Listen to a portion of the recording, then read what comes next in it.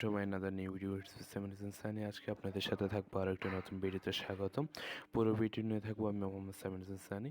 So আজকের video সম্পর্কে জানাবো যে আজকের ভিডিও হচ্ছে আপনার বিমান বাহিনীর সম্পর্কে নিয়োগ এবং বিমান বাহিনীর বিভিন্ন গুরুত্বপূর্ণ তথ্য সম্পর্কে আমি পুরো ভিডিও নিয়ে থাকবো আমি মোহাম্মদ সানি।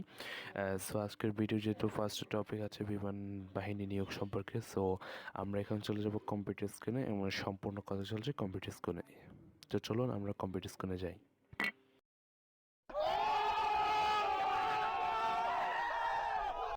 আমরা এখন চলে যাব।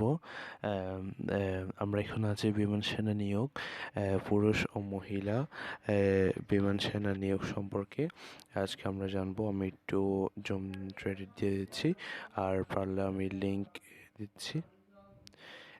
সো এটা হচ্ছে বিমান বাহিনীর একটি পোস্ট। সো সেখান থেকে আপনাদের একটি জিনিস দেখাবো যে পোস্টে আপনাদের বিমান বাহিনীতে ঢুকলে কী কী যোগ্যতা লাগে, কী কী অযোগ্যতা লাগে সে সম্পর্কে আপনাদের একটি ধারণা দেওয়ার চেষ্টা করব। সো আজকে যেটা আমি কথা বলবো সেটা হচ্ছে আপনার টেকনিক্যাল, নন টেকনিক্যাল, এমটিওএফ চিকিৎসা সহকারী, এফডিআই, প্রভোস্ট এবং আইটি সহকারী। সো চলুন। বিমান বাহিনীতে ঢুকতে গেলে অবশ্যই টেকনিক্যালের যদি আপনি ঢুকেন তাহলে টেকনিক্যাল ট্রেড পুরুষদের কমপক্ষে এসএসসিতে বিজ্ঞান শাখায় ন্যূনতম জিপিএ 3.5 সমমান পাস অথবা সমমান পাস করতে হবে।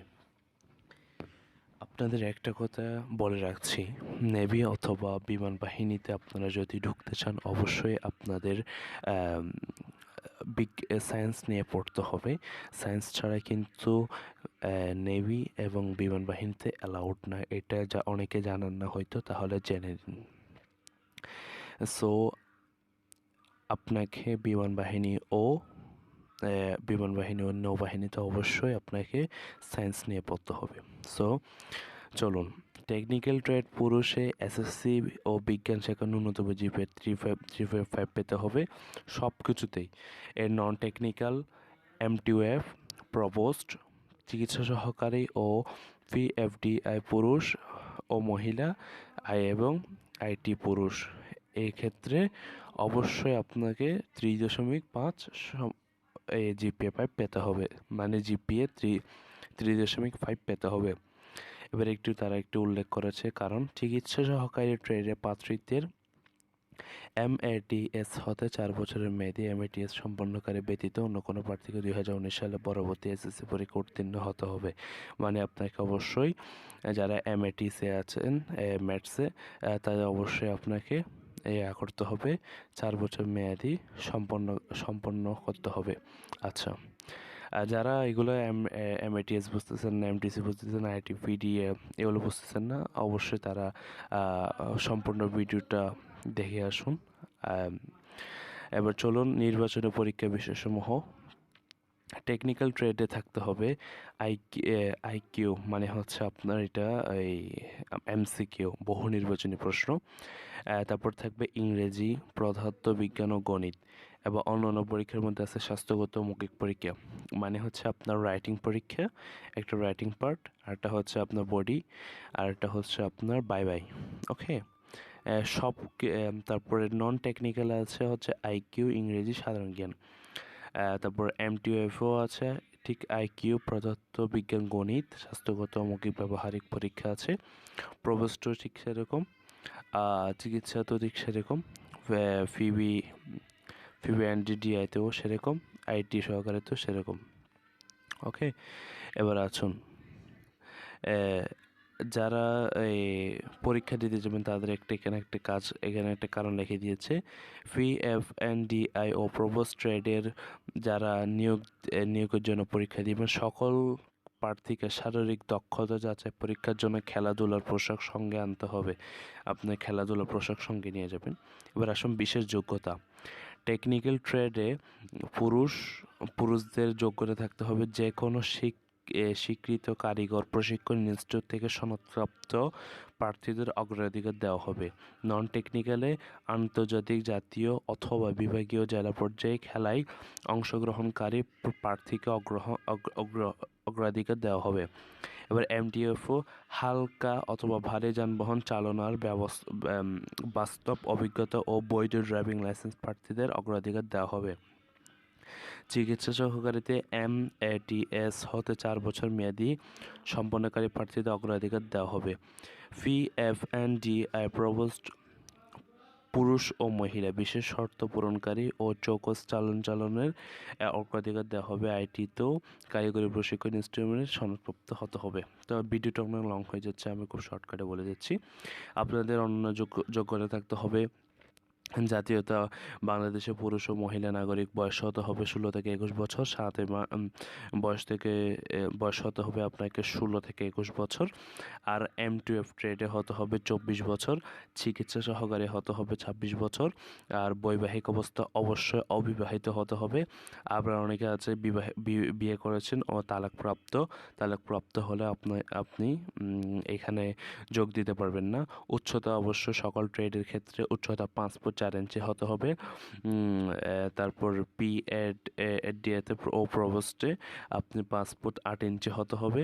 চিকিৎসা সহকারীতে ন্যূনতম 5 ফুট হতে হবে। তো পিএফএনডিএতেও ন্যূনতম 5 ফুট 3 হতে হবে। আপনার পুরুষের ক্ষেত্রে হচ্ছে 5 ফুট 4 ইঞ্চি, আর প্রভোস্ট হচ্ছে 5 ফুট 8 ইঞ্চি, আর উচ্চতা মহিলাদের হচ্ছে আপনার 5 ফুট আর 5 ফুট 3 ইঞ্চি। ওজন অবশ্যই বয়স ও উচ্চতা অনুযায়ী হতে হবে। বুকের মাপ অবশ্যই 30 ইঞ্চি হতে হবে। প্রসারণ 2 ইঞ্চি। বুকের মাপও মেয়েদের 28 ইঞ্চি, আর প্রসারণ 2 ইঞ্চি। চোখ হতে হবে 6/6 দৃষ্টি সম্পন্ন, ঠিক আছে? 6/6 এটা কিন্তু ওরা মাপবেন, ঠিক আছে? এবার আসুন অযোগ্যতা। সেনা, নৌ বিমান বাহিনী অথবা কোনো সরকারি চাকরি হতে বরখাস্ত বা অপসারিত বা স্বেচ্ছায় পদত্যাগ গ্রহণ করলে তারা এখানে যোগদান দিতে পারবে না। যে কোনো ধরনের ফৌজদারি অপরাধের জন্য আদালত কর্তৃক দণ্ডপ্রাপ্ত এরকম কাউকে নেওয়া হবে না। সরকারি চাকরিতে নিয়োগ নিষিদ্ধ ঘোষিত এরকম কাউকে পেলে তারা নেবেন না। এবার আসুন, এবার অনলাইনের নিয়মাবলীটা এখানে দেওয়া আছে। আপনারা যদি কেউ কমেন্টস করেন আমি অনলাইনের নিয়মাবলীটাই দিব। আবার এখানে সবগুলো অনলাইনের নিয়মাবলী দেওয়া আছে। এবার আসুন বেতন ভাতা নিয়ে একটা কথা বলি। এগুলো সবগুলো অনলাইনের নিয়ম নিয়ে, ঠিক আছে? এবার আসুন তার আগে একটা কথা বলে রাখি, একটা ভালো নোটিশ। সেক্ষেত্রে আমি বলি, দেখুন, অনেকে আছেন যে বাবা মা অথবা আপনার আত্মীয় বিমান বাহিনীতে অথবা তাদের রেকমেন্ডে আপনি ঢুকবেন এই আশা নিয়ে আপনারা বসে আছেন। যদি সেরকম যদি কেউ থেকে থাকেন তাদেরকে বলছি, আপনাদের কিন্তু সেরকম কোনো সুপারিশ কিন্তু গ্রহণযোগ্য হবে না। এখানে দেখুন কি লেখা আছে: হুঁশিয়ারি, বাংলাদেশ বিমান বাহিনীতে বিমান সেনা হিসেবে কেবলমাত্র সংবাদপ্রাপ্ত ও বিমান বাহিনী ওয়েবসাইটে প্রকাশিত বিজ্ঞপ্তিতে উল্লেখিত তারিখ ও স্থান অনুযায়ী পরিহিত রিক্রুটিং টিমের মাধ্যমে পরীক্ষা গ্রহণ করা হয়। মানে অনেকে আছেন আমার ফেক আছে, সেই জন্য ভর্তির ব্যাপারে যে কোনো সুপারিশ প্রার্থীর অযোগ্যতা বলে গণ্য হবে। যদি কোনো সুপারিশ করেন এটা প্রার্থীর অযোগ্যতা, মানে আপনি যোগ্যতা নেই বলেই তো আপনি সুপারিশ করতেন, তো সেটা আপনি অযোগ্যতা বলে গণ্য হবে। কেউ আর্থিক লেনদেন সহ কোনো প্রকার দালালের মাধ্যমে যদি কিছু করে দেখেন অবশ্যই আপনি বরখাস্ত হবেন। এবার আসুন বিশেষ সুযোগ সুবিধা, বেতন ও ভাতা। বেতন ইজ দ্য মোস্ট ইম্পর্টেন্স। তো বেতন নিয়ে বলি, প্রশিক্ষণকালীন মাসিক বেতন 9,000 টাকা, ঠিক আছে? এছাড়াও প্রশিক্ষণকারী খাদ্য, বাসস্থান, কর্ম, পোশাক, চিকিৎসা সহ সকল ব্যয় বহন করা হবে এবং প্রশিক্ষণ শেষে পদবি অনুসারে আকর্ষণীয় বেতন ও ভাতা দিয়ে এবং আপনাদের ইয়েও রয়েছে রেশম, যেটা আপনার পরিবারের সকল খাবার রেশম বাজার আর কি। তবে বিদেশ গমন, পেশাগত প্রশিক্ষণের বিদেশ গমনের সুযোগ, উচ্চশিক্ষার জন্য বিমান বাহিনী সাহায্য করবে। বিমান বাহিনী সাহায্য করবে। বাংলাদেশ দূতাবাসও আপনি যোগ দিতে পারবেন। আপনার সন্তানের অধ্যয়নের জন্য Bangabandhu Sheikh Mujibur Rahman aviation and airbase university আছে, তারপর আর্মড ফোর্সেস মেডিকেল কলেজ, হ্যাঁ, মানে অনেক সুযোগ সুবিধা দিবে তারা। বাসস্থান নিরাপদ ও মনোরম পরিবেশে মানসম্মত সুসজ্জিত বাসস্থানের সুযোগ, ভর্তুকি ও রেশন থাকবে আপনাদের। এই যেটা প্রথমে বললাম রেশন অবশ্যই থাকবে। যাতায়াত, বিমান বাহিনী এক ঘাঁটি থেকে অন্য ঘাঁটিতে সপরিবারে হেলিকপ্টার অথবা বিমান আপনাকে নিয়ে যাওয়া হবে এবং আপনাদের পুরো ফ্যামিলির চিকিৎসা সম্পূর্ণ ফ্রি। হ্যাঁ, সো আপনারা যদি প্রয়োজন এখানে কল দিতে পারেন। এবার আসুন আর একটা কথা বলি আমি, এদিকে আসুন। এইখানে এখানে যে বলে দেওয়া হয় যে হুঁশিয়ারি, আপনি কোনো ঘুষ টুস দিতে পারবেন না, সেক্ষেত্রে আমি বলি যে আমি অনেকের মনে অনেক প্রশ্ন থাকতে পারে যে কি সত্যি কি সেরকম। আসলে আমি বাস্তব জীবনে যেটা দেখি যে সেটা যদি এখানে বলে হয়তো আমার একটু সমস্যা হতে পারে, স্ট্রাইক খেতে পারে, অথবা আইন গুণাগণের বিরুদ্ধে কথা বলতে সমস্যা হতে পারে। আপনার যদি এই টাকা লেনদেনের বিষয় সম্পর্কে যদি জানতে চান আমাকে পার্সোনালভাবে ইনবক্স করবেন। তো এবার আসুন তাদের বিমান সেনা নিয়োগ সম্পর্কে একটু যদি আমরা আরেকটু তাদের ওয়েবসাইটে গিয়ে যদি একটু ভালো করে দেখি তাহলে নিশ্চয়ই আরও ভালো দেখবো। তো চলুন আমরা তাদের ওয়েবসাইটে যাই। সো আমরা এখন চলে এলাম এবার গুগলে যাওয়ার পর লিখবো জয়েন। এই দেখুন, আমি এটা আগে লিখেছিলাম তাই আমি একটু দিলাম, স্কিপ দিলাম। এই দেখুন লিখবেন জয়েন জয়েন বাংলাদেশ এয়ারপোর্টস মিল বিডি, এটা হচ্ছে তাদের পেজ। সো আমি দিলাম এটা জয়েন, এবার দিলাম এটাতে ক্লিক করলাম।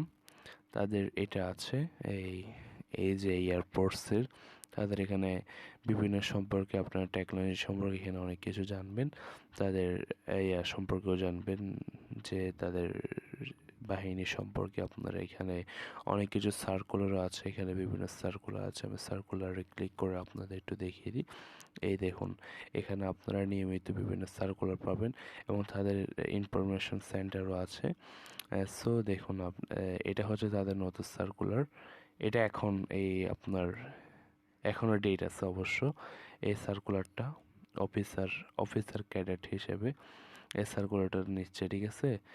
সো এখানে অনেক মানে আমি যেগুলো বলেছি নিয়মাবলী এখানেও সেরকম, তবে অফিসার ক্যাডেট প্রযোজ্য আরও অনেক কিছু আছে। সো সে সম্পর্কে আপনাদের আরও একটি নতুন ভিডিও দিব। সো আপনারা আবারও দেখিয়ে দিচ্ছি, আপনারা এই বাংলাদেশ জয়েন এয়ারফোর্স, আমি এখানে লেখা আছে জয়েন এয়ারফোর্স ব্যাফ মিল বিডি। তো সেখান থেকে আপনারা ভালোভাবে এখানে তাদের প্রতিনিয়ত সার্কুলারটি দেখতে পারবেন, তাদেরকে কল দিতে পারবেন, তাদের সাথে দেখা করতে পারবেন এবং তাদের জিমেল অ্যাকাউন্ট আছে তাদের সাথে যোগাযোগ করতে পারবেন। এবং যারা জয়েন দিতে যাচ্ছেন অবশ্যই তাদের সাথে যোগাযোগ করবেন। এবং এই পেজ ছাড়া তাদের আর অন্য কোনো পেজ নেই, আর প্রতারিত হবেন না আশা করি। সো সবাই ভালো থাকবেন, ভালো রাখবেন। আমাদের ভিডিওটা অনেক টল হয়ে যাচ্ছে। সো আরও একদিন ইনশাল্লাহ এরকম আরও ভিডিও নিয়ে আসবো। সবাই ভালো থাকবেন, ভালো রাখবেন। আসসালামু আলাইকুম।